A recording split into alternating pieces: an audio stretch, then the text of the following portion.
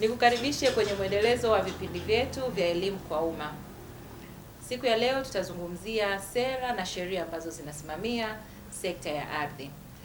Nipo na mtaalamu ambaye ni kaimu afisa maendeleo ya ardhi halmashauri ya mji Njombe, Emmanuel Amos Luhamba. Atatupitisha kwa undani sera hizo ni zipi, lakini pia kwa wakati mwingine tutapata kuzijua sheria. Nikukaribishe sana, karibu. Asante sana. Habari za jioni. Salama. Ndio, nafurahi tena kukutana baada ya muda mrefu, na nami niungane nawe kukuwakaribisha wapenzi watazamaji na wasikilizaji wa kipindi chetu ambacho kinahusiana na elimu kwa umma. Na kama ulivyosema, tumekuwa na mwendelezo wa hivi vipindi. Tulianza na kujifunza ardhi ni nini, na tukaona ardhi ni nini. Labda kwa kuwakumbusha tu kidogo, ili kupata ile connectivity, wanasema muunganiko wa elimu hii, ili mtu asiwezi kupotea. Tulijifunza ardhi ni tabaka lililoko juu ya nchi na chini, isipokuwa mafuta, gesi, petroli, maji, madini, hayo si sehemu ya ardhi.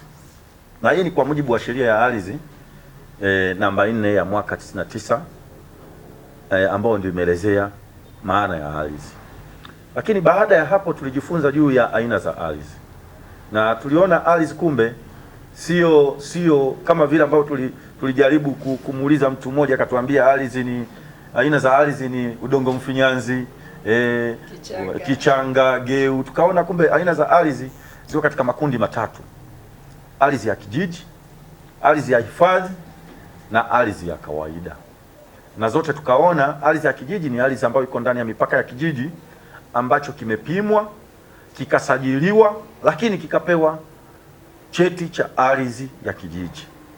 Na tukaona kwamba vijiji kinapoanzishwa kinapata cheti cha usajili, na mwenye mamlaka ya kusajili vijiji akiona vimekizi sifa ya kuitwa kijiji ni Wizara ya Ofisi ya Waziri Mkuu, Tawala za Mikoa na Serikali za Mitaa, TAMISEMI. Lakini kijiji hiki kikishasajiliwa, kinapimwa, kinaandaliwa ramani ya upimaji, inaidhinishwa na Wizara ya Ardhi, halafu kijiji kinapewa cheti cha ardhi cha kijiji. Hii ni kama hatimiliki ya kijiji, ina define zile bondari, ukubwa, imepakana na nini.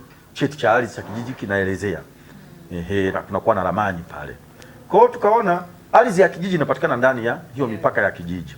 Lakini tukaona kuna ardhi za hifadhi, na tukajifunza ardhi za hifadhi ni ardhi ya hifadhi ambayo imetengwa kwa matumizi maalum ya hifadhi. Na tukaona kuna hifadhi mbalimbali. Mathalan kwa kwetu Njombe kuna barabara hapa inapita, inatoka Makambako kuelekea Songea. Ukipita kwenye hii barabara ina upana wa mita 60, kumewekwa mawe. Utasikia watu ardhi ni ya hifadhi. Kwa hiyo hii ni hifadhi ya barabara. Lakini tukatoa mfano wa hapa jirani kwetu hapa tuna hifadhi ya Mpanga Kipengele. Ile ni hifadhi, lakini ni hifadhi ya nini? Ya msitu. Lakini ukienda kule kwetu kwa majirani zetu Makete, kuna hifadhi ya Kitulo. Ile nao ni hifadhi. Kwa hiyo hifadhi zipo nyingi, lakini zote ni ardhi za nini? Za hifadhi. Kwa hiyo zinasimamiwa na mamlaka ya hifadhi husika. Kama ni hifadhi ya barabara inasimamiwa na mamlaka wakala wa barabara Tanzania, TANROADS. Kama ni hifadhi ya misitu inasimamiwa na wakala wa misitu Tanzania, TFS. Kama ni wanyamapori hivyo hivyo, kama ni national park, kama ni Ngorongoro conservation, zote hizi ni ardhi za hifadhi. Sasa leo tunataka tufanye mwendelezo hasa wa misingi inayosimamia utawala wa ardhi. Kila kitu lazima kiwe na usimamizi. Hata kwenye familia kuna sheria. Mfano wewe ndugu yangu mtangazaji hapa, baba ana sheria zake pale, na wewe mna sheria, mmekubaliana na watoto wako hapo nyumbani. Kwenye misikiti kule, kwenye nyumba za ibada tuna sheria, kwenye makanisa tuna sheria, makazini tuna sheria za namna ya unatakiwa ufike saa 1:30, saa 9:30 ndio uondoke. Ukichelewa unapata adhabu. Kwa hiyo hata ardhi hii ina misingi yake ya kisheria. Wale wenzetu wazungu wanaita legal frameworks. Kwa legal framework ya kusimamia hii ardhi leo ndio tunataka tuiangalie. Sasa kwanza nielezee kidogo, maana unajua Watanzania wengi yawezekana hatupati elimu, wakati mwingine tumekuwa hata tukilalamikia misingi ya sheria zilizopo na kuona kama ni kandamizi, wakati mwingine labda zimepitwa wakati. Ni kweli kinaweza kawa ni changamoto, lakini nataka tu niwapitishe kidogo Watanzania na watazamaji waone kwamba tumeanzia wapi. Kabla ya kupata uhuru ardhi ilikuwa inasimamiwa vipi? Mtakumbuka kwamba nchi yetu ilianza kwa kuwa colonized, kufanya nini? Kuwa chini ya koloni la Mjerumani, lakini baadaye akaja Mwingereza, na mfumo wa utawala wa ardhi kipindi hicho kabla ya kutawaliwa na Mjerumani pamoja na Mwingereza ilikuwa ya kitraditional, ilikuwa ya kiasili. Kwa hiyo watu walikuwa wanamiliki ardhi nini? Kiasili, kulingana na makabila. Ndio maana utaona kuna machifu. Unaona kulikuwa sijui na kule kulikuwa na lugha zinatumika. Kwa mfano kule Kagera kulikuwa na nimesahau kidogo, lakini kulikuwa na namna ambavyo wanaimiliki ardhi. Ukienda upande wa Kilimanjaro kwa kaskazini kulikuwa na namna watu wanavyomiliki ardhi. Kwa hiyo ilikuwa imekaa ile kitribal, kikabila kwa makabila. Lakini baada ya hapo kukaja na masuala ya machifu. Machifu sasa wakaanza kutawala. Ikaendelea, huo mfumo uliendelea hata kipindi cha Mjerumani na Mwingereza akiwepo. Ikaendelea, kulikuwa na ile sheria ya machifu, ilikuwa inaitwa kwa kurejea tu, ilikuwa inaitwa African Chief Ordinance, Lipili Act namba 13 ya mwaka 1963, Kepu 51. Na hii ilikuwepo ikiendelea kufanya nini? Kuona namna ya utawala wa ardhi unavyofanyika kwa njia ya nini? Ya machifu. Ndio maana machifu ndio walikuwa na nguvu.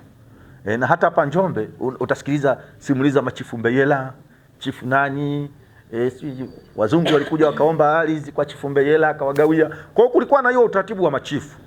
Lakini baada ya hapo sasa kutawaliwa na Mjerumani, baadaye Mwingereza, tukaanza kutawaliwa kwa sheria.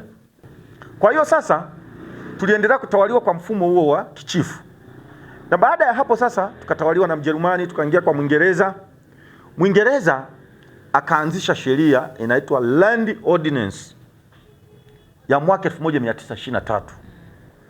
Ile sheria ndio iliendelea hasa kufanya nini? Kutawala. Ilikuwa inaitwa Land Ordinance of 1923, yani ya mwaka 23, chapter 113. Kwa hiyo hii ndio sheria sasa ambayo ilifanya nini? Iliendelea kutawala kipindi hicho cha Mwingereza. Ilikuwa inaitwa Land Tenure Ordinance number 3 of 1923, ambayo ndio ilikuwa inatawala. Naona sasa baada ya British, yani kwa maana ya Mwingereza kuendelea kututawala kwa sheria ile Land Ordinance namba 3 ya mwaka 1923, naona chapter 113, ambao ndio walikuwa wanaitumia kutawala. Hata baada sasa ya Mwingereza kuondoka, yani baada ya mkoloni kuondoka mwaka 1961, tukapata uhuru. Sisi wenyewe tukajianza kujitawala. Kwa hiyo tuliendelea kutumia hiyo sheria. Tukaendelea kutumia ile sheria ya Mwingereza na tukaendelea kuitumia, lakini kulikuwa na changamoto nyingi. Niliona nianzie hapa ili tuelewe chimbuko la namna misingi ya sheria ya ardhi ilivyokuwa inaenda. Kwa hiyo kukatokea changamoto nyingi sana. Kama zipi kwa mfano? Changamoto za kwanza, hii sheria kwa sababu ilikuwa mkoloni, ilikuwa imedeclare, ilikuwa imetamka kwamba ardhi yote ni ardhi ya umma. Na hivyo ardhi haikuwa na thamani. Ina maana hata fidia haikuwepo. Ulikuwa ukikuta wewe una eneo lako, serikali inalichukua tu. Inakwambia bana, wewe saizi ondoka. Inalichukua, inalifanyia kazi. Kilichokuwa kinalipwa kipindi hicho ilikuwa ni nini? Ni mali iliyoko tu kwenye ardhi. Lakini ardhi kama ardhi yenyewe ilikuwa hailipwi nini? Fidia. Kwa hiyo ilikuwa changamoto ya kwanza, lakini kwa mantiki hiyo, na maana hata umiliki ule wa asili wa yule wa kimila wa kujua kwamba huyu ndio alizaliwa hapa ulikuwa hauna nguvu sana, kwa sababu ili declare the land yote ni ya public, na land ikawa termed kama haina sifa. Kwa hiyo tumeenda na huo mfumo, na mwaka tarehe 27 kama tutakumbuka tarehe 27 mwezi wa pili mwaka 91, rais aliyekuwepo madarakani kipindi hicho Alhaji Ali Hassan Mwinyi aliunda tume alimaarufu tume ya Nyerere. Tume hii ilikuwa na mambo mengi, ilikuwa inashughulikia changamoto nyingi za kikatiba, kisheria ambazo zilikuwa kwa sababu tukumbuke toka mwaka 61 hasa tuliendelea kutumia mfumo ule ambao tuliulisi kutoka kwa nani? Kwa mkoloni. Sasa kutoka 61 mpaka 95 unaweza ukaona almost miaka 34. Lakini hapa kuna vitu vingi vimekuwepo. Population imebadilika, ng'ombe wameongezeka, wakulima wameongezeka, watu wameongezeka, mahitaji kama yalikuwa ya viwanda ni madogo mwaka 61 mpaka 91 yalikuwa ni mengi. Unaona, ikiwemo mifumo ya vyama na nini, kulikuwa na changamoto nyingi. Kwa hiyo ikaundwa hii tume ya Nyerere. Kwa tume ya Nyerere ilivyoundwa, ikaja na mapendekezo kaza wa kaza, na ilikamilisha ripoti yake na kuiwasilisha tarehe 17 Februari mwaka 92. Almost mwaka mzima walikuwa wanafanya kazi.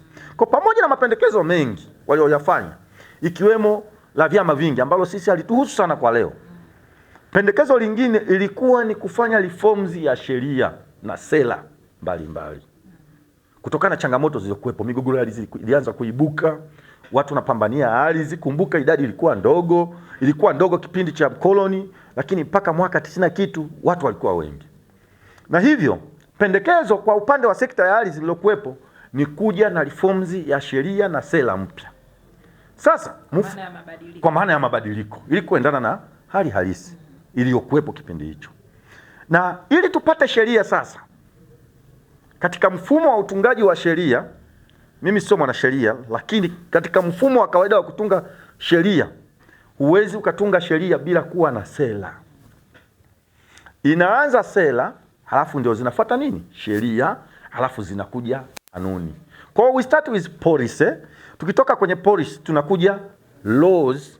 Tukitoka kwenye laws tunakuja regulation. Hivi vitu vitatu vyote vinafanya kazi kwa pamoja. Kwa tafsiri fupi sana ya neno sera ni nini? Sera ni mwongozo wa jumla ambao una guide taasisi au organization au nchi au taasisi fulani namna ya kuenenda. Kwa hiyo yeye natoa mwongozo wa kijumla kwamba kama tuna ardhi inapaswa imilikiwe vipi, kupata haki ya ardhi inatakiwa iweje, sera inaeleza kwa ujumla. Alafu tukitoka kwenye sera ndio zinaanza kutengenezwa nini? Sheria. Zikimaliza sheria zinatengenezwa kanuni, regulation. Kwa hiyo tuna sera, sheria pamoja na kanuni. Sasa leo tunataka tuzungumzie juu ya sera. Nilianza hapa nyuma ili tuone hii sera iliibukaje. Kwa sasa baada ya kukabidhi hii taarifa, huu mwaka 92 ikakabidhiwa hii taarifa hii ya mheshimiwa Jaji Nyerere. Alikuwa anaitwa Jaji Nyerere. Ukimsoma, kwa sababu Watanzania wengi kidogo hatupendi kusoma, ukienda tu andika tume ya Nyerere kwenye Google itakuletea kila kitu na nini kilijadiliwa, vitu gani vilikuwemo na nini kilikuwemo. Sasa pamoja na mapendekezo hayo, nini sasa kikafanyika baada ya kukabidhiwa kwa mheshimiwa rais? Bunge la Tanzania likaja na resolution. Sasa inatakiwa tuanzishe sera ya ardhi ya taifa, National Land Policy. Na maazimio haya, resolution hizi zilifanyika Disemba 22, 94. Na hivyo ndipo tulianza kutengeneza sera. Kutokea kwenye ripoti iliyokabidhiwa tarehe 17 Februari 92 na tume ya Nyerere, cabinet, bunge likapitisha maazimio, tunapaswa kuandaa sera, ambapo ilikuwa tarehe 22 Disemba mwaka 94. Na hivyo sera ikatengenezwa. Ndio maana sera yetu inaitwa sera ya ardhi ya mwaka 95. Nikurudishe nyuma kidogo. Ndio. Wakati huu wa mkoloni na kuundwa kwa hii tume ya Nyalali ambayo umesema ilipewa kazi ya kupitia baadhi ya sheria ambazo zilikuwepo, mapungufu ambayo yalikutwa kwenye hii sheria ya ardhi ambayo ya mkoloni ambayo sasa alipelekea kuja kukubaliwa kutengeneza sera ya ardhi ya mwaka huu wa 95 ni yapi? Yale mapungufu yaliyokuwepo kwenye hii sheria ya mkoloni. Nitataja tu machache. Nimesema kwanza, kulikuwa na migogoro mingi ambayo ilikuwa imeshindwa kuwa settled na kwa kutumia ile sheria. Tukumbuke sheria ile Land Ordinance namba 3 ya mwaka 1923 chapter 113 ilikuwa imetamka ardhi yote kuwa mali ya nini? Ya umma. Na hata sasa hivi ni ardhi yote ni mali ya umma, lakini ilikuwa haithamini zile native rights, haki za wazawa zile za waliokutwa kwenye ile ardhi. Mfano, wewe kulikuwa na shamba lako na la babu au la baba uko pale, au baba tu ana eneo lake pale amelilisi, yuko pale analima. Serikali ya kipindi hicho ilikuwa ikifika pale ikitaka kufanya kazi yoyote pale, ardhi haikuwa na thamani. Kwa ulikuwa ulipo fidia, ila kama kuna mti pale, kuna nyumba, ndio ungelipwa, halafu unaondoka, ardhi unaiachia. Sasa je, ni kweli ardhi na mali iliyoko hapo juu, ardhi inaweza ikawa sina thamani ambayo imebeba hivyo vitu? Kwa hiyo ilikuwa changamoto ya kwanza.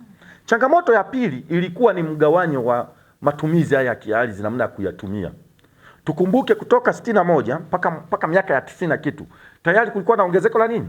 La watu wengi. Kulikuwa na ongezeko la mifugo. Kulikuwa na ongezeko la mahitaji kama vile huduma za kijamii. Kulikuwa na ongezeko la mahitaji kama vile uwekezaji wa viwanda, makazi. Lakini sheria iliyokuwepo ilikuwa haitoi mwanya vizuri kwamba ni namna gani makazi yafanyike, wafugaji watalisha vipi, wakulima watalima vipi, viwanda vitawekezaje. Hapakuwa na clear, hapakuwa na ufasaha wa ile sheria kuelezea namna gani ardhi ipangwe, labda ipimwe, hapakuwa. Kwa hiyo hii changamoto hizi ndio zitasababisha sasa kuwe na kuangalia hizo reforms.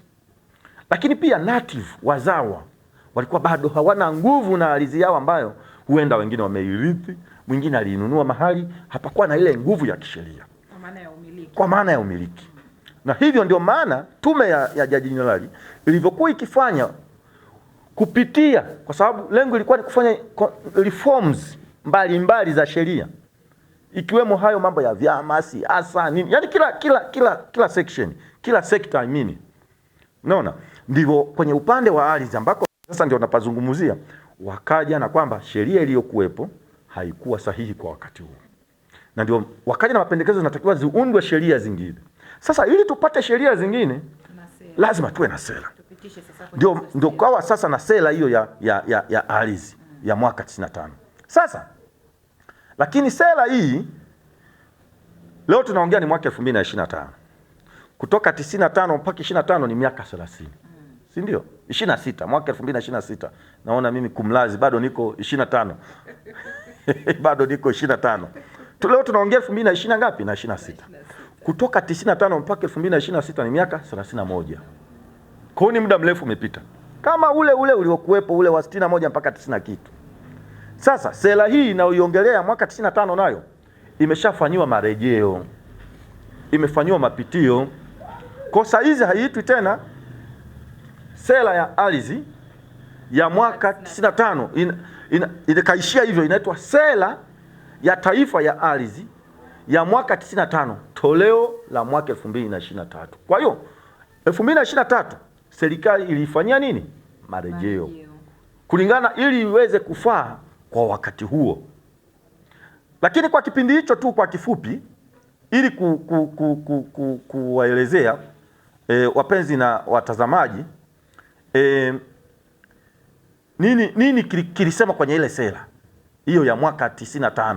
Na je, na hii sera ya sasa hivi imesema nini? Kwa sababu sera ya mwaka 95 tumeifanyia marejeo mwaka 2023 na Mheshimiwa 23 na Mheshimiwa Rais Mheshimiwa Dr. Samia Suluhu Hassan mwaka 2025 tarehe 17 Machi pale Dodoma katika ukumbi wa JK Convention Center alifanya uzinduzi wa hii sera tarehe 17 Machi 25.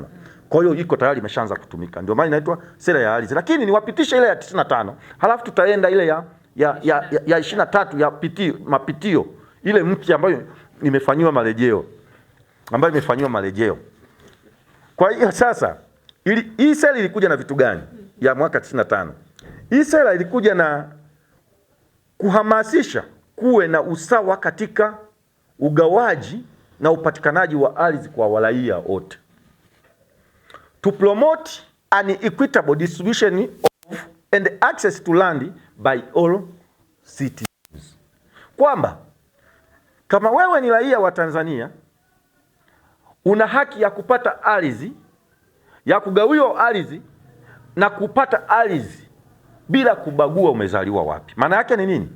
Kama mimi ni Msukuma nimezaliwa Simiyu, nina haki ya kupata ardhi hata Moshi, provided nimefuata utaratibu. Naona? Lakini pia kwenye ardhi kusiwe na ubaguzi wowote. Kwa hiyo sera ilikuja haina ubaguzi. Lakini ile sheria ile ya kipindi kile ya mkoloni ilikuwa na mambo mengi. Watu wengine walikuwa na mashamba makubwa, wawekezaji fulani wazungu walikuwa na mashamba makubwa. Unaona? Wamejitwalia maheka na maheka, unakuta wazawa hawana ardhi. Lakini pia kuhakikisha sera hii ya 95 iliongelea pia kuhakikisha haki za kimila ile native za mzawa zinazingatiwa ndani ya nchi na kutambulika. To ensure the existing rights in land, especially customary rights of small holders. Tena nimetumia small holders, yani wale wadogo wale ambao kipindi cha ile land ordinance walikuwa watambuliki. Unaona? For example, imetumia neno peasants and headsmen. Headsmen ni kama wale tunawaona kule, wale wanakula matunda wale wanaishi kwenye misitu. Wahadzabe kwa mfano. Unaona? Hawa watu na wenyewe wana haki zao usiona wanakaa kwenye msitu, lakini kumbe kule kwenye msitu ule ndio sehemu yao, inatakiwa itambulike. Sio kwenda kuwaswaga kama wanyamapori. Unaona? Lakini pia kuhakikisha ardhi inaweza kufanya nini? Inaweza kumilikiwa kisheria. Kwa sababu kule ile sheria ilikuwa moja tu. Sasa ina maana hata ownership ile bado wengine wale customary owners walikuwa hawako recognized. Unaona? Lakini sera hii ikatambua makundi kwamba lazima kuna customary ownership. Not only public, kuifanya tu ardhi kuwa moja, lazima kuwe na customary ownership. Unaona? Lakini pia kuhakikisha ardhi inakuwa ni sehemu ya uzalishaji kwa ajili ya maendeleo ya kijamii na kiuchumi. Lakini pia kuhakikisha taarifa za usimamizi wa ardhi zinapatikana.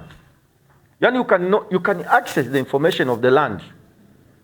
Ambapo yawezekana kipindi ya ile land ordinance number 3 of 19 ya mwaka 1923 yawezekana hicho kitu hakikuwepo. Na tuseme hakikuwepo kwa sababu mambo yalikuwa kikoloni. Unakumbuke tulirisi kutoka koloni.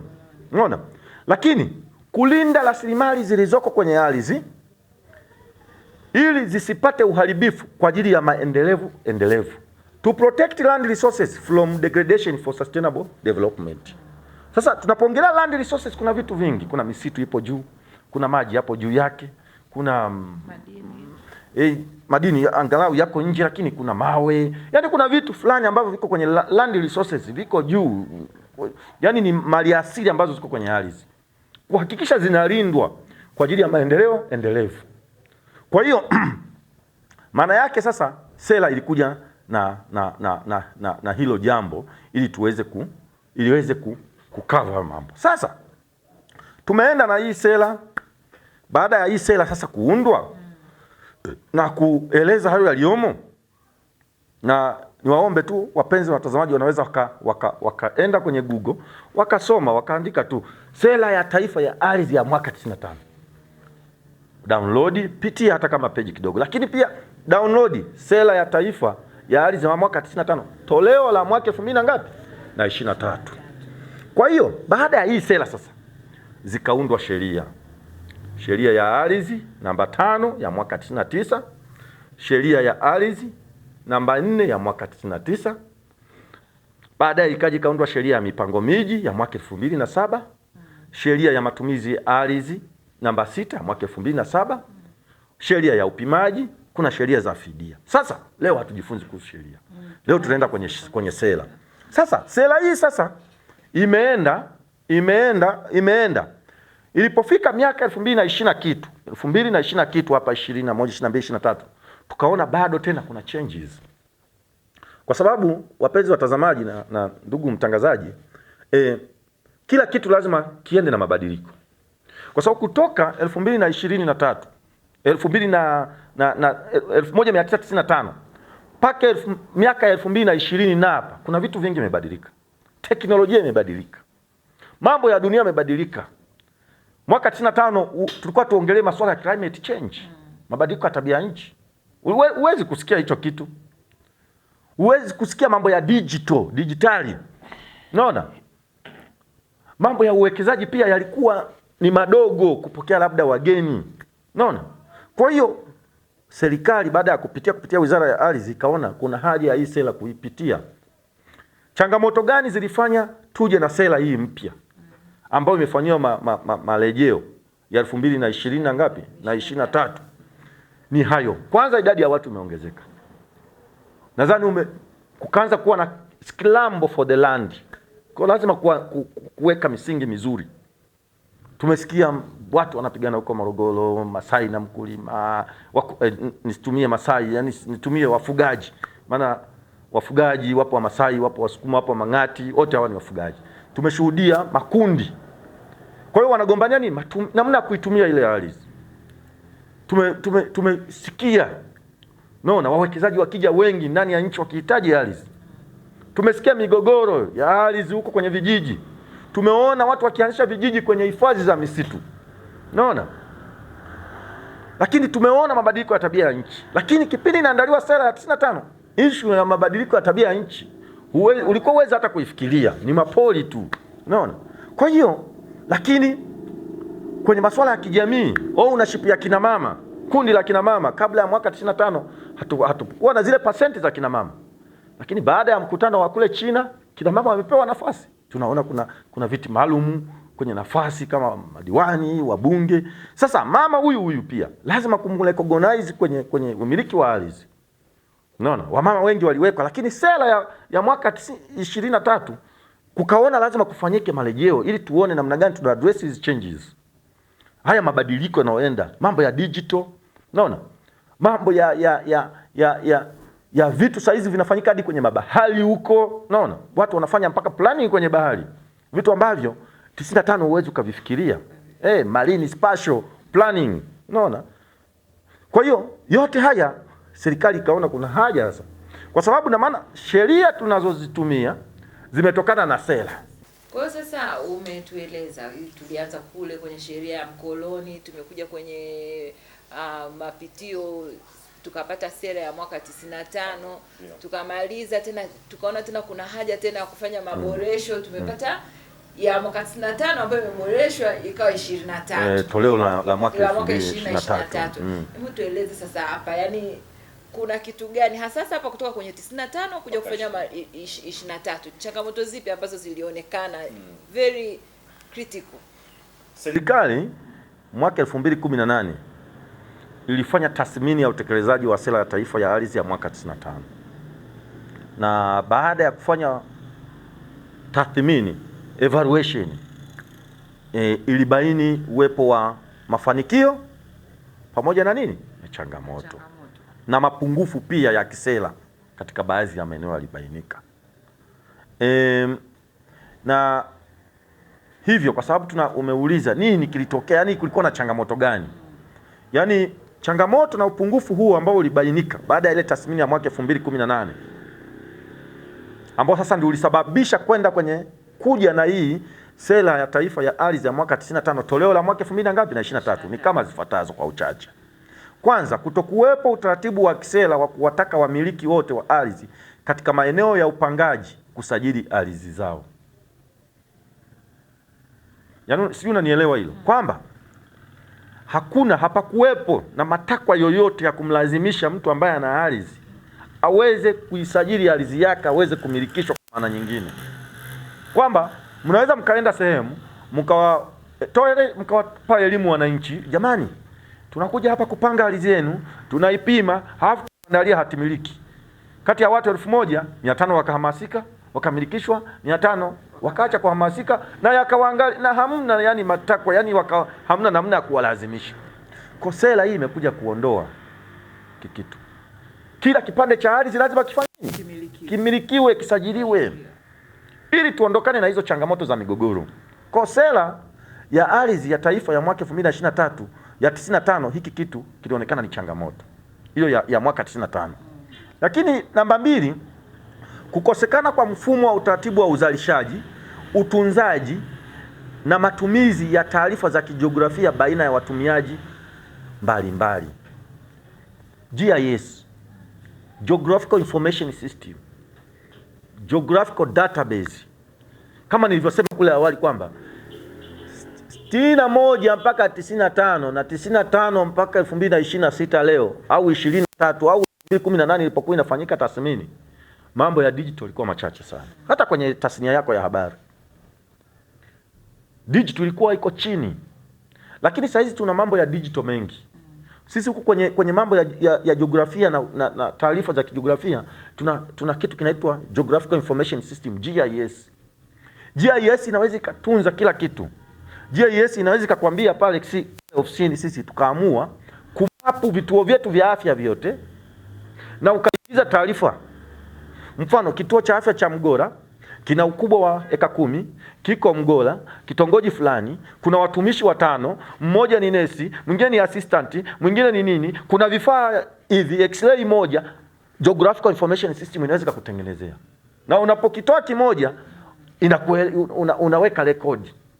Kwa hiyo kipindi hicho hatakuwa na hizo na hiyo teknolojia ya GIS ya taarifa za kijiografia. Kwa hiyo hii nayo ilikuwa ni changamoto. Lakini moja wapo ni kutokuwepo kwa utaratibu wa kuwezesha waendelezaji miliki wa kigeni.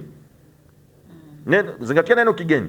Wanaowekeza katika sekta ya nyumba, kuuza nyumba kwa taasisi na watu wanaohitaji. Swala housing katika nchi zinazoendelea ikiwemo sisi limekuwa ni changamoto. Makazi yetu. Kwa hiyo sera ile ilikuwa haijatoa mwanya kwamba wageni wanaweza kuja huku wakajenga nyumba wakaziuza. Unaona, katika sekta ya miliki za nyumba, mambo ya housing, kuweka makazi yaliyo bora, sera hii haikuaddress hicho kitu ile iliyopita ya 95. Kwa hiyo ikaonekana changamoto. Lakini kutokuwepo kwa utaratibu wa kuwezesha diaspora, raia wa nchi nyingine wenye asili ya Tanzania, kunufaika na fursa ya haki za ardhi. Na hili limekuwa ni jambo gumu sana. Kuna watu wana uraia wa Marekani lakini ni Mchaga wa Marangu pale. Kuna Msukuma wa Simiyu ana uraia wa Marekani lakini asili yake na baba yake yawezekana wako pale Simiyu, wako Bariadi.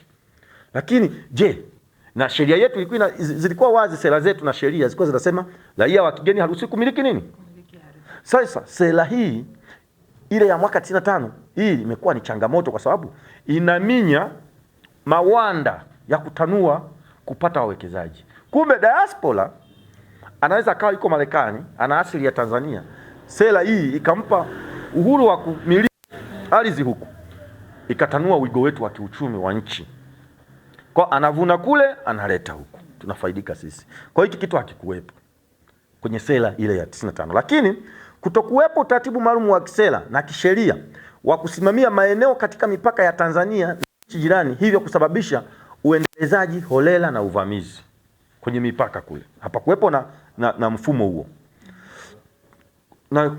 Kwa hiyo kunasababisha hata mwingiliano. Kama mtu tu anaweza akaenda akajenga mpaka mpakani hapo. Yaani mpaka inasababisha hasa unakuta interaction ili inakuwa ni kubwa. Mipaka yetu inakuwa sasa si salama. Hapakuwa na huo, ile sera haikueleza vizuri. Kutokuwepo kwa mfumo endelevu wa utaratibu na utumiaji kiuchumi wa baadhi ya maeneo nyeti bila kuathiri mazingira na usalama wa nchi. Kuna maeneo nyeti, mfano mbuga ya wanyama, kuna madini yamebainika mle. Sera ilikuwa inasemaje? Haikusema. Tunataka labda tuchimbe, tumeona kuna uranium, natolea mfano. Kuna uranium iko kwenye msitu wa hifadhi ya Kipengele. Na msitu ule unasema hakuna kufanya shughuli za kibinadamu mule, zozote zinazohusu binadamu. Ile ni hifadhi ile. Kwa sera pia haiku. Lakini hapo maeneo baadhi, unaona? Mfano sisi hapo ukiwa unaenda Njombe hapo, ukiwa unaenda ofisini pale chini tuna bonde la Nyikamutwe. Ni bonde ni swamp area, ni eneo oevu linahitaji kutunzwa. Lakini eneo oevu lile linaweza ikafanyika kitu mule. Sheria ya mazingira inasema shughuli za kibinadamu zifanyike mita 60. Sheria ya maji inasema mita 60 from the high water mark. Maana mita 60 wengine wanajua tu ni kutokea pale kwenye chanzo cha maji ukivuta hivi. Kuna mabonde mengine ya mita hata 2000 kulipana. Kwa hiyo inasema mita 60 from the high water mark. Kutoka pale, yani mvua zikinyesha kweli kweli, maji yanapoishia, yanapojaaga, yana flow, ndio mita 60 yaanzia hapo kwenda huko. Unaona? Kwa maana yake ni nini? Bonde kama la Nyikamutwe lile, tunaweza tukafanya shughuli mle za kiuchumi, tukapata pesa na bado tukafanya uhifadhi na bonde lisiathirike. Mfano, ukapanda miti mizuri ya kuhifadhi maji, lakini pale ukaweka watu kwenda kubarizi, kupiga picha, maharusi. Kama mathalani mwaka jana pale uliona kuna watu walifanya sherehe pale. Wakaenda kupiga picha, wakafanyia harusi pale. Sasa sera ile haikuwa imeweka specific ni maeneo gani ambao tunaona sisi ni maeneo maalumu tunahitaji kuyatunza, lakini tunaweza kufanya shughuli za kiuchumi bila kuathiri uhifadhi wa nini wa maeneo hayo. Unaona? Kutokuwepo kwa utaratibu wa kisera wa upimaji na umilikishaji na uendelezaji wa ardhi kwa ajili ya shughuli za kiuchumi katika maji. Niliongea hiki kitu mwanzoni, marine spatial planning. Watu hilo libahari unaoliona hilo bahari la Hindi huko, kunaweza kufanyika vitu kule na tukapanga kama tunavyopanga miji huku. Unaona? Marine spatial planning. Sera haikuwa imebaini kwa sababu ya teknolojia.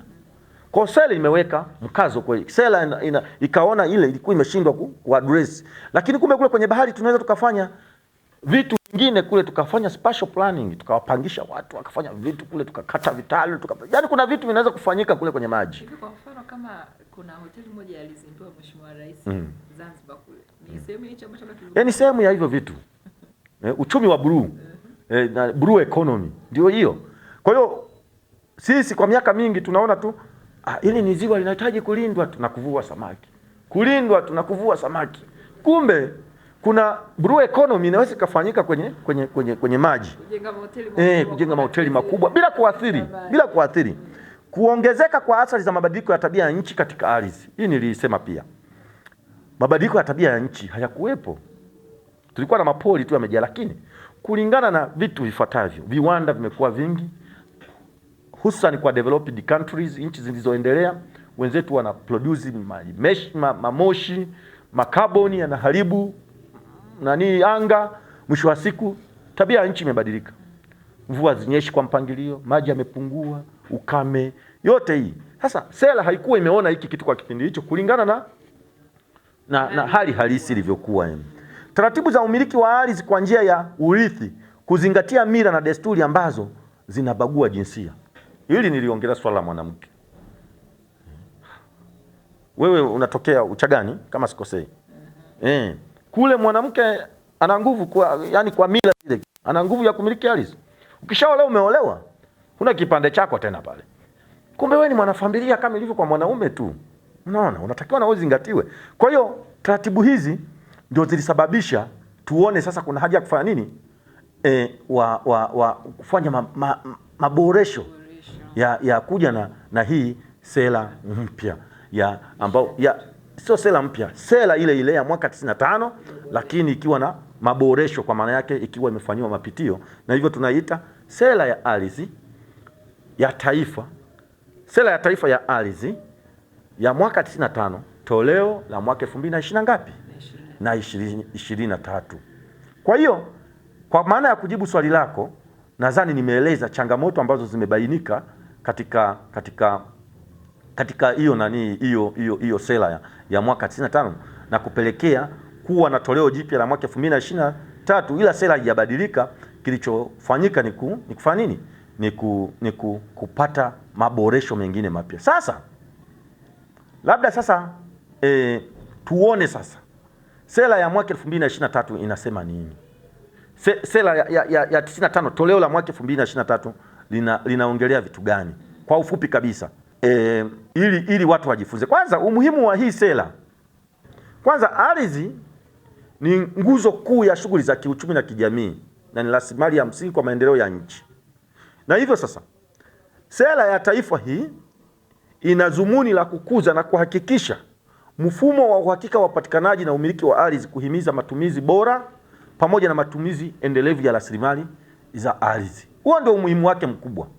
Kwa sera hii yenyewe imekuja kwa ajili ya kuangalia mfumo uliothabiti, sustainable management of land, usimamizi thabiti wa ardhi na mfumo mzuri wa kitaasisi na kiserikali, ili kuondoa sasa zile changamoto ambazo zilikuwepo kipindi kile. Na inahimiza vitu vifuatavyo. Kwanza ni kuwezesha upatikanaji wa ardhi iliyopimwa kuwa chanzo kizuri na endelevu cha mapato ya serikali kwa kutambua, kupanga, kupima, kumilikisha kila kipande cha cha ardhi, ambayo sera ile yenyewe ilikuwa imetia mkazo kwamba kila kipande cha ardhi lazima kifanye kipimwe. Kwa kuandaa mipango ya jumla ya matumizi ya ardhi ili kuiendeleza ile ardhi, maeneo tengefu, visiwa, ukanda wa pwani, na kutenga ardhi ya kutosha kama hazina au ardhi ya akiba kwa ajili ya ya uwekezaji.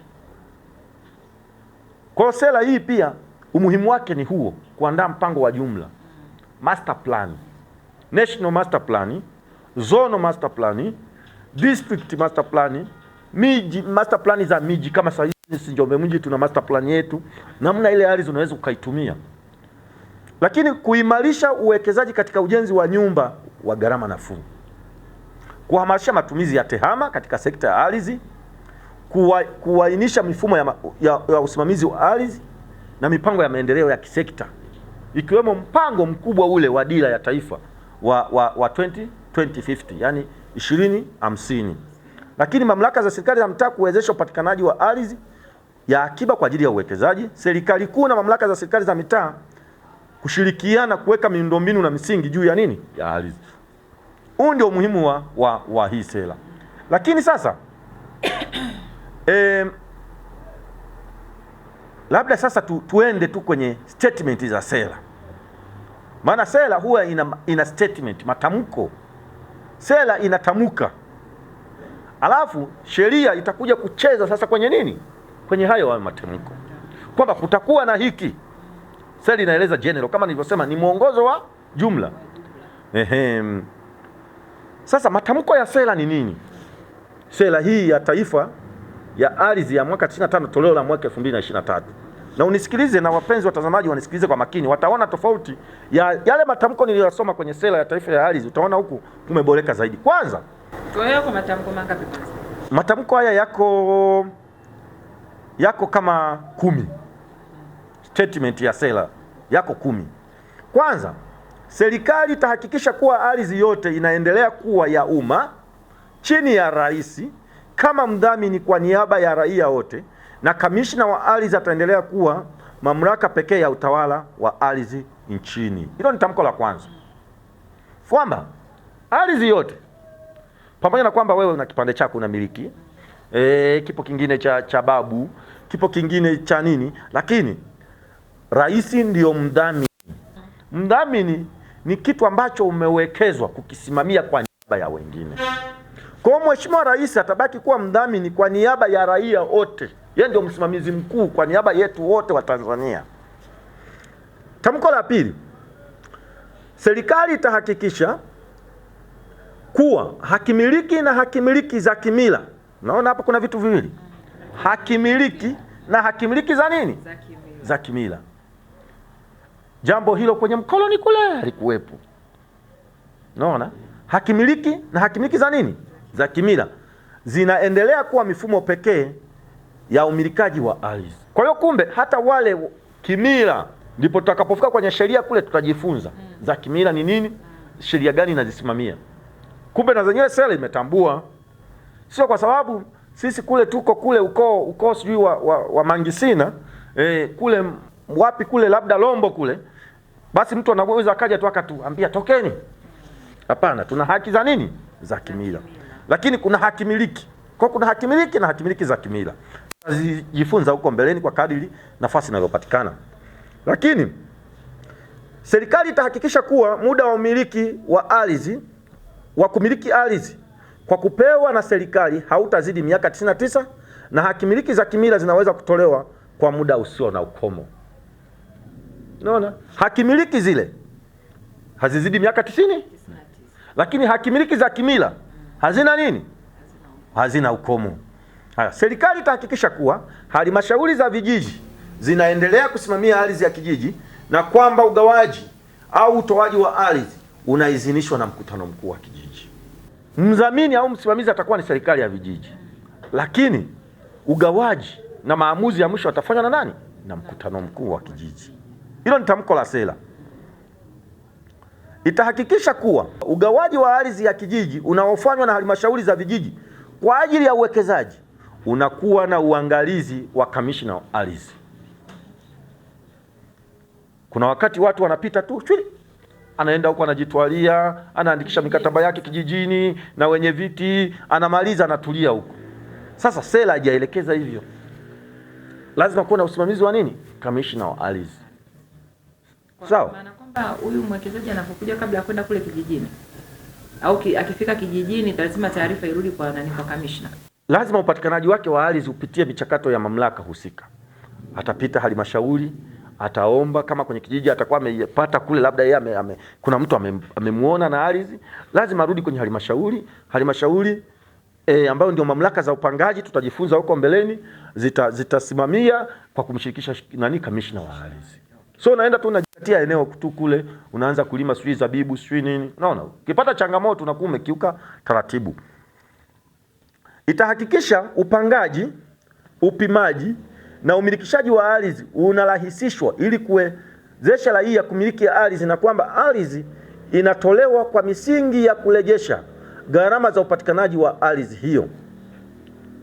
Unajua miaka ya nyuma kupata hati miliki mwananchi ilikuwa ni kizungumkuti, ilikuwa kama 40. Lakini sera hii imeelekeza kwamba itarahisisha na tayari hata urahisishaji huu umeshaanza.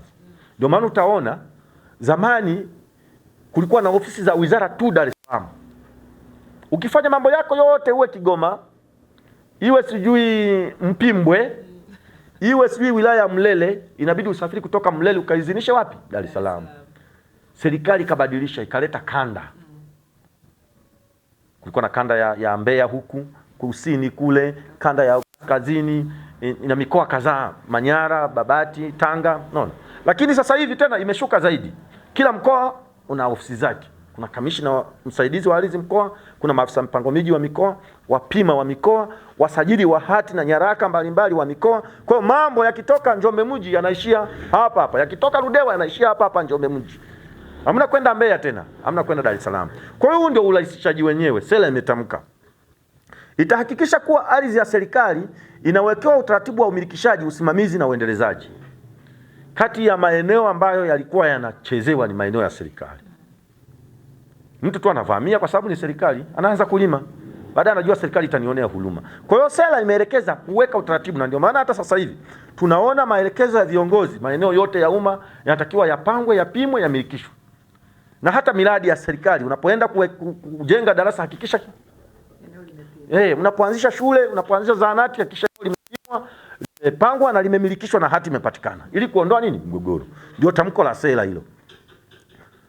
Itaweka utaratibu wa kuhakikisha kuwa kila mmiliki wa ardhi anatambuliwa na miliki yake inasajiliwa. Kila kipande cha ardhi lazima kusajiliwe.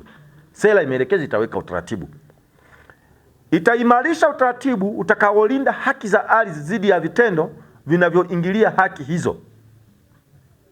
Kulinda haki za ardhi dhidi ya vitendo vinavyosababisha kuingilia haki hizo. Unaona? Lakini ya mwisho itaweka utaratibu utakaowezesha diaspora, raia wa nchi nyingine wenye asili ya Tanzania kupata haki ya nini, ya ardhi. Haya mambo baadhi hayakuwemo kwenye sera ile ya taifa. Kwa hiyo haya ndio matamko ya nini, matamko ya sera ya serikali kuhusiana na nini na namna ya kusimamia ardhi kwa sera hii. Lakini sera hii matamko yameisha, lakini kuna matamko mengine kwenye kipengele kingine. Sasa subiri kwanza hapo, kwenye matamko hapo umesema kwamba kila kipande lazima kimilikiwe. Hivi tafsiri ya kipande ni nini? Kwamba mimi nina eneo ambalo linatakiwa lipimwe alafu limilikishwe. Kuna viwango yani vya vile vipimo, kwamba makazi nitakiwa at least iwe ni square mita kadhaa, sijui nini ianzie square mita kadhaa. Maana sasa kuna kipimo cha 12. Sasa hold on. Yaani simamia hapo hapo ili sasa tutajifunza kwenye sheria. Okay. Na niwaombe ndugu watazamaji na wasikilizaji, mtangazaji wetu ameuliza swali very sensitive, swali muhimu sana. Kwa naomba usiache kufuatilia vipindi hivi katika chaneli yetu ya YouTube ya Njombe TV, Njombe NTC, Njombe Town Council. Usiache, kwa sababu je, kuna viwango vya hivi vipande vya ardhi? Je, vinawekwaje? Mbona mwingine unakuta ana lori kubwa, mwingine vidogo? Sheria inasemaje? Tutaenda sasa kwenye sheria huko. Lakini sera hii ya ardhi imeeleza pia swala la ubatilishaji miliki, utoaji wa ardhi na fidia. Namna gani kubatilisha?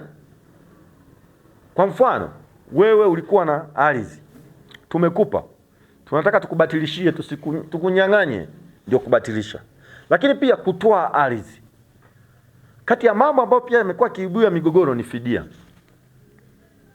Hata alipofidia stahiki, sijui nini.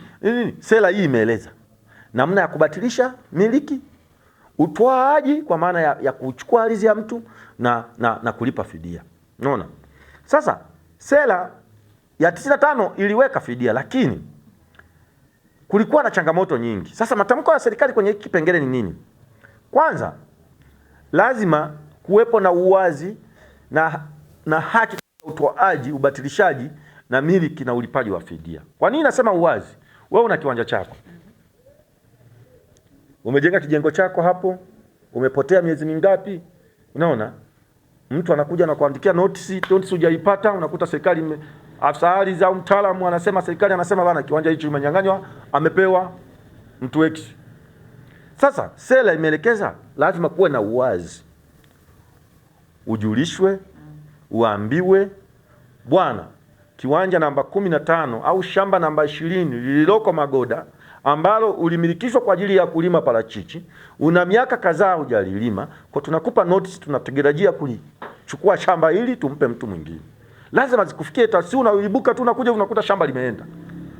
Kumetokea sana hizo changamoto katikati hapo. Ndio maana sera hii iliona hiyo na kama ni changamoto imekuja na tamko. Kwa hiyo maana kwamba au hii tutaizungumzia kwenye sheria kwamba mimi nimepewa eneo, nimemilikishwa kwa kupata hati ile ya kimila. Ile eneo nimeambiwa natakiwa niliendeleze kama ni kilimo, nifanyie kilimo. Na kwa muda maalum, kwa muda fulani. Sasa inapotokea labda badala ya kufanya kilimo, labda mimi kila baada ya miezi mitatu naenda nafyeka pale, naweka mazingira, unapotea. Haufanyi kile kilicholengwa kile. Kwa ile hati inaweza kubatilishwa. Okay. Tutaona mbele huko kwenye sheria batilishaje. Sawa.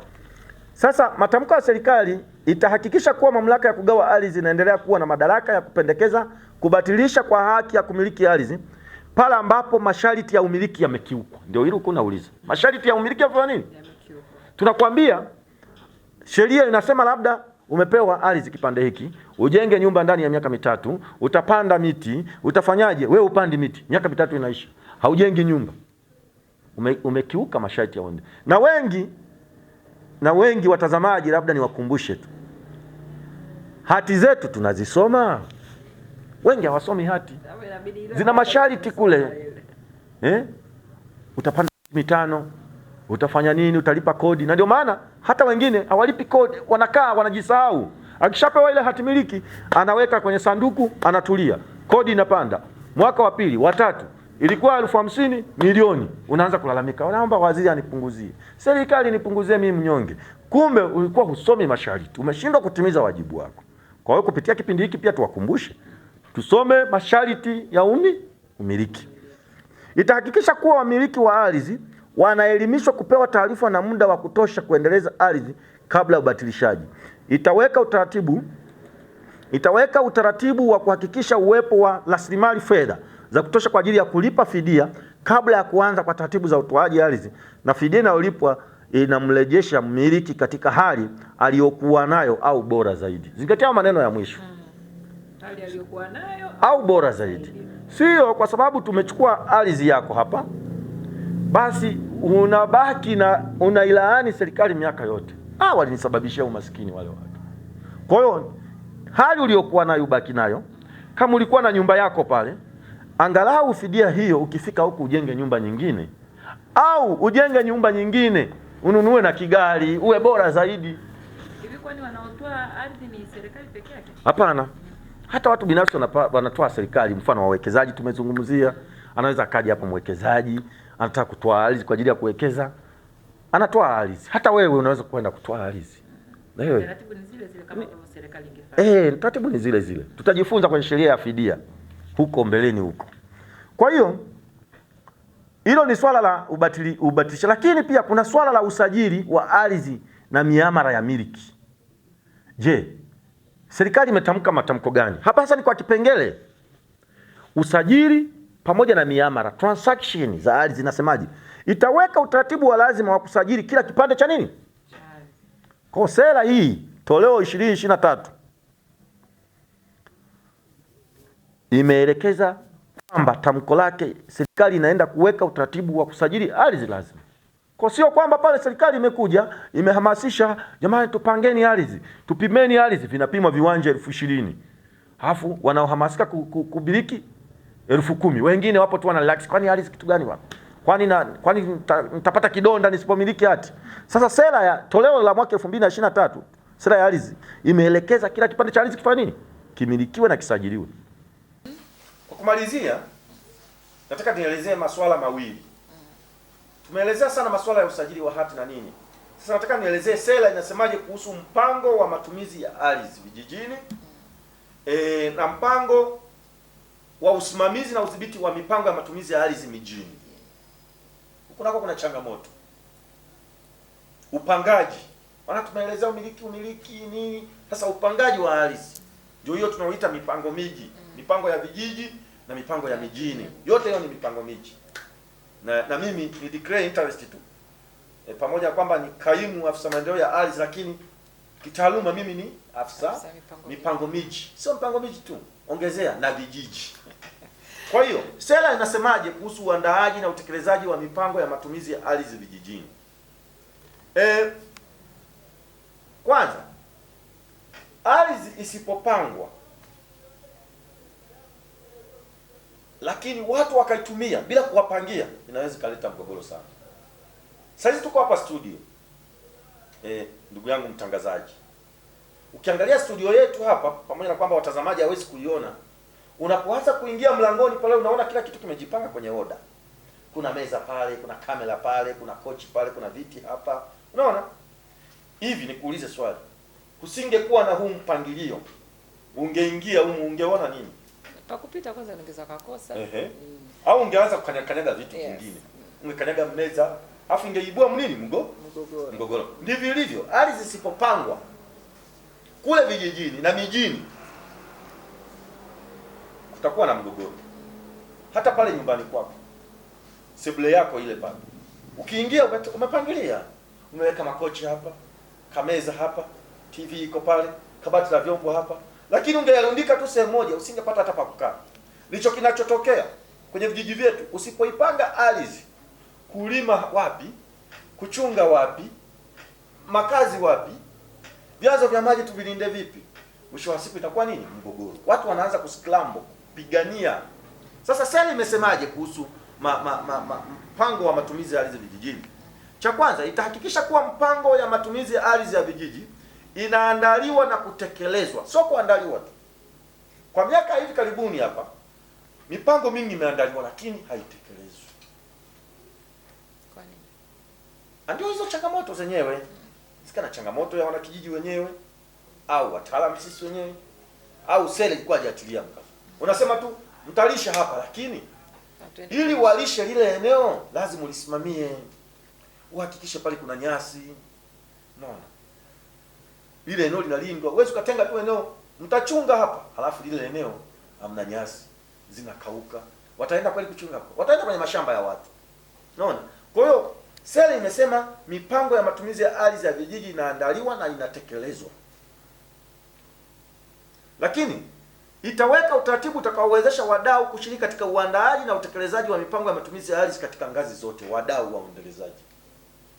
Sasa hivi mwenye jukumu la kuandaa mipango toka sera ya taifa ya mwaka 95 na zile sheria zilivyoundwa zile ambazo tutakuja kuzipitia, na huku kwenye sehemu hii ya upangaji sheria zilikuwa ni mbili: sheria ya mipango miji namba 7 ya mwaka 2008 na sheria ya mipango ya matumizi ya ardhi ya vijiji, kwa maana ya mipango ya matumizi ya ardhi ambayo ni namba 6 ya mwaka 2007. Ndio zilikuwa zinasimamia hili jambo. Kwa hiyo imeweka mkazo kwamba kutakuwa na uendelezaji. Kwa hiyo mwenye jukumu la kuandaa ilikuwa ni serikali tu, lakini hapa amesema itahakikisha utaratibu utakaowezesha wadau kushiriki. Wadau kama ni TFS, kama ni nani anatakiwa, kama ni wizara ya maji, sio libaki jukumu tu la sekta ya ardhi. Kwa wadau wengine kuwa na integration ya taasisi zote na wadau wote. Lakini malizia na swala la uandaaji na usimamizi na udhibiti wa mipango ya matumizi ya ardhi mijini. Huku mijini ndio kuna changamoto. Sasa huku mjini nako kusipopangwa nako kutakuwa shida tu. Sasa sera imesemaje? Sera imesema serikali itahakikisha kuwa mipango ya matumizi ya ardhi mijini inaandaliwa, kutekelezwa na kudhibitiwa kwa kuzingatia dhana ya miji endelevu. Itahakikisha maeneo ya katikati ya majiji, manispaa na miji yanaendelezwa upya. Wanaita urban renewal. Yaani katikati ya miji huwa kunafika sehemu kuna chakaa. Inakuwa miji michakavu. Hata kwetu Njombe hapo ukiangalia unaona tu mabati mekundu tu pale. Panatakiwa kufanyiwa uendelezaji mpya kwa sababu ni eneo la katikati tunaita CBD, Central Business. Sasa sera imetia mkazo. Kwa hiyo wapenzi watazamaji wanaonisikiliza wakiwemo sisi wana Njombe, tunapaswa tuendeleze upya eneo letu la kati ya mji. Lilete sura ya uhalisia. Nyumba zilijengwa toka mkoloni, akawemo babu, akaja babu wa pili, wa tatu, bado bati ni zile zile. Yaani kubadilisha mabati tu. Takiwa tujenge magorofa. Okay. Kwa sababu ni katikati ya mji. Na mpango wetu wa jumla, master plan umeeleza wazi. Itaweka utaratibu wa kufuta mamlaka za vijiji katika maeneo yaliyotangazwa kuwa ya kimji. Sio, unaielewa hiyo? Mfano sisi Njombe mji ni eneo la kimji lote, kuanzia hapa mpaka Makoo. Lakini ndani yake tuna nini? Tuna vijiji. Sasa sera imesema itaweka utaratibu wa kufuta mamlaka za vijiji katika maeneo yaliyotangazwa kuwa ya kimji. Kwa sababu Makoo ni mji, lakini ndani yake kuna nini? Kuna vijiji. Tuna mitaa 28 na vijiji 44. Kwa sera imeliongelea hili. Itahimiza ujenzi wa miji shadidi badala ya tandavu ili kuhakikisha miji inakuwa na mpangilio mzuri na yenye ufanisi. Shadidi unaelewa maana yake?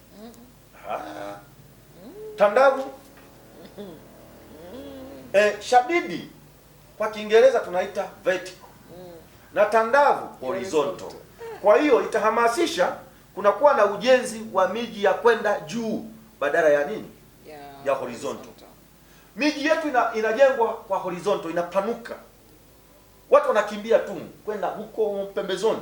Mwisho wa siku tunakuwa na gharama kubwa. Serikali kupeleka miundombinu. Kwa mfano mtu mmoja anaenda anajenga kufanya kule, mwingine anajenga huko. Lakini tukiwa na miji shadidi tutakuwa na compact city. Tutakuwa na miji ambayo ni kaeneo kadogo lakini watu ni wengi wanaishi katikati hapo, kwa sababu tunajenga majengo ya kwenda nini? Juu. Kwa hiyo sera imeelekeza hilo. Kuwa na majengo ya kwenda juu. Leo ukienda Mwanzinga Plaza pale, angekuwa mzee lile jengo la mzee Mwanzinga pale mjini kati hapa Njombe, ile gorofa lingekuwa ni nyumba ya kuishi vyumba vya kuishi, wangekaa watu wangapi pale? Yaani angeweza kukua amechukua familia ngapi? Nyingi sana. Kwa hiyo sera imehamasisha kuwa na ujengaji wa kwenda shadidi na kudhibiti ujenzi wa tandavu.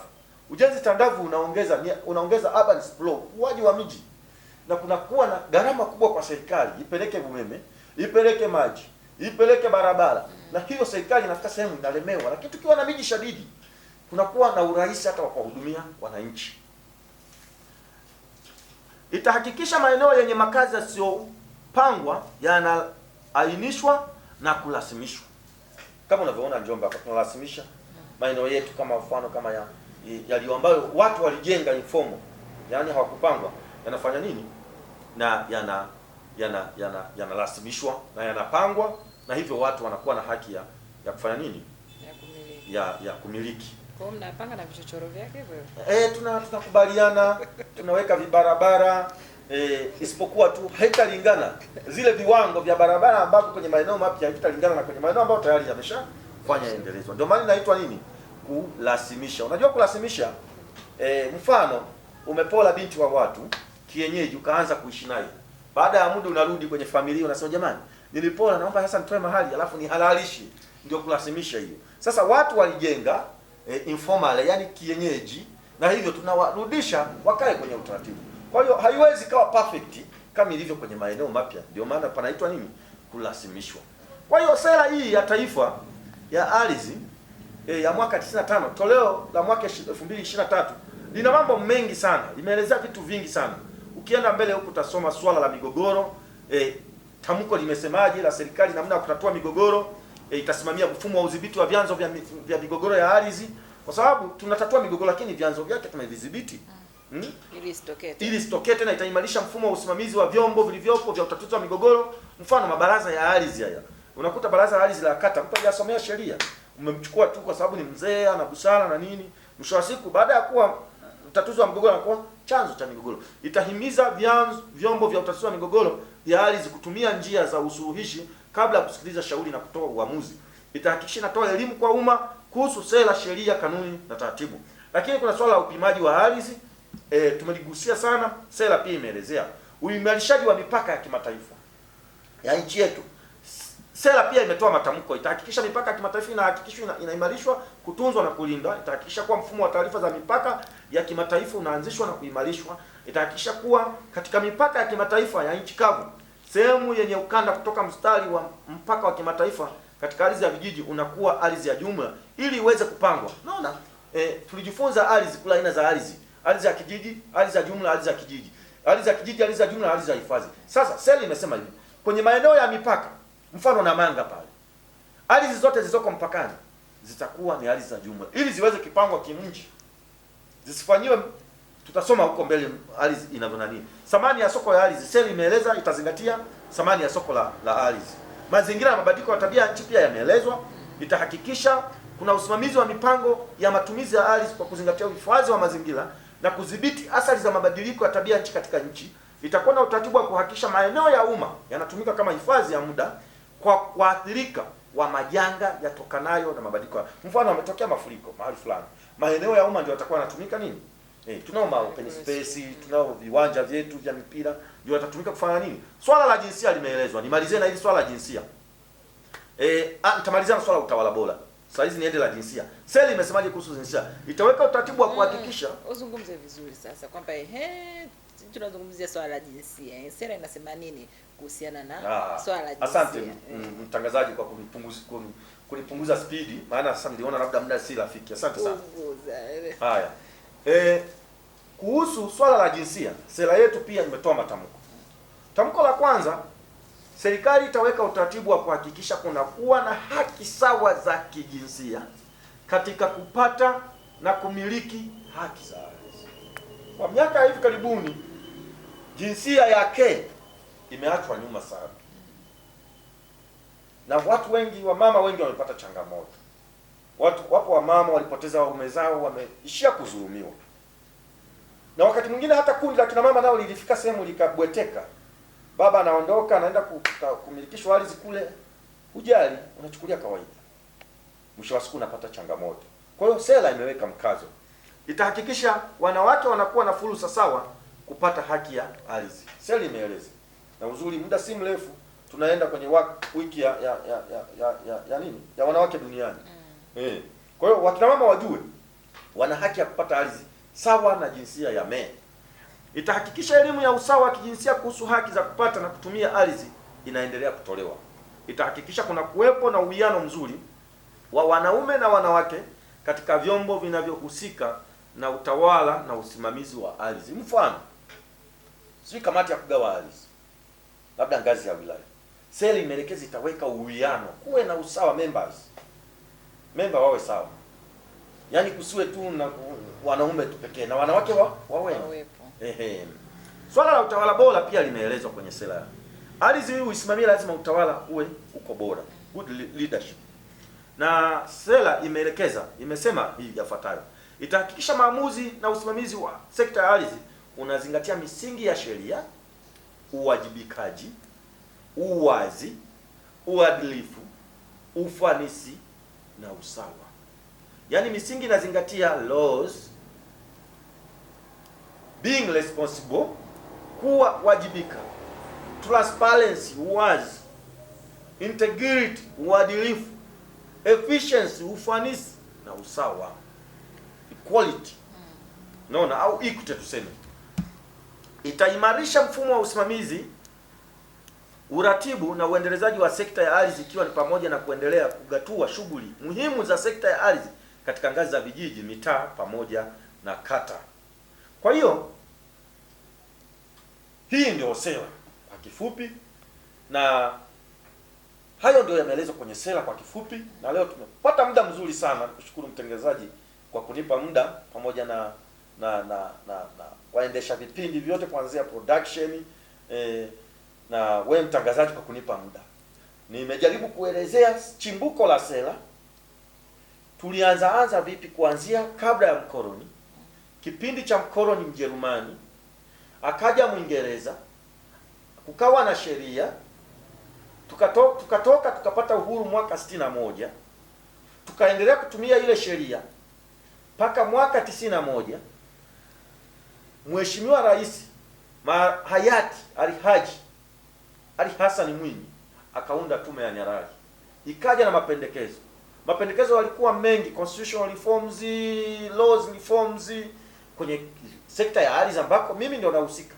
Kulikuwa na kuona ile sheria Land Ordinance ya mwaka 2023 haikuwa inafanya kazi vizuri, ilikuwa inabagua, lakini kulikuwa na mabadiliko mengi, watu walikuwa wengi, mifugo ilikuwa mingi, mahitaji yalikuwa mengi, na hivyo tume ikaja na pendekezo kwamba kuwe na sheria mpya, na bunge letu mwaka 94 likapitisha maamuzi ya kutengeneza sera ya taifa ya ardhi ambayo ilikuja kutengenezwa mwaka 95.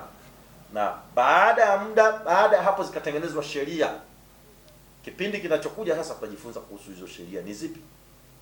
Lakini sera hii imekuja 2018, serikali ilifanya tathmini, kufanya mapitio, utekelezaji, mafanikio pamoja na changamoto na mapungufu. Ikabaini machangamoto mengi lukuki ambayo tumeyaelezea huko. Na hivyo sera hii ya taifa ya ardhi ya mwaka 95 ikafanyiwa mapitio mwaka 2023, na tukapata toleo lingine la sera ya taifa ya ardhi ya mwaka 95, toleo la mwaka 2025, ambao limekuja na misingi mingi sana ambayo haikuwepo kwenye ile ya 95, ikiwemo mabadiliko ya tabia nchi, haki za jinsia wa mama na wa baba, mabadiliko ya tabia nchi, masuala ya ubadilishaji miliki, masuala ya matumizi ya ardhi vijijini, upimaji, usajili wa miliki, vyote vimeelezwa. Mtazamaji, ni matumaini yangu kwamba umeelimika vya kutosha kabisa kuhusiana na swala zima la sera ambazo zinasimamia sekta hii ya ardhi. Hii ni sehemu ya kwanza katika sera pamoja na sheria ambazo zinasimamia ardhi. Usikose kutufuatilia kwenye kipindi kijacho, ambapo tutaenda sasa kuzifahamu ni sheria zipi na namna ambavyo sheria hizo zinatekelezwa kwenye masuala mazima ya usimamizi wa ardhi. Nikutakie wakati mwema. Usiache kutufuatilia kwenye mitandao yetu ya kijamii, lakini pia kwenye tovuti yetu ya www.njombetc.go.tz. Uendelee kupata elimu na maarifa zaidi.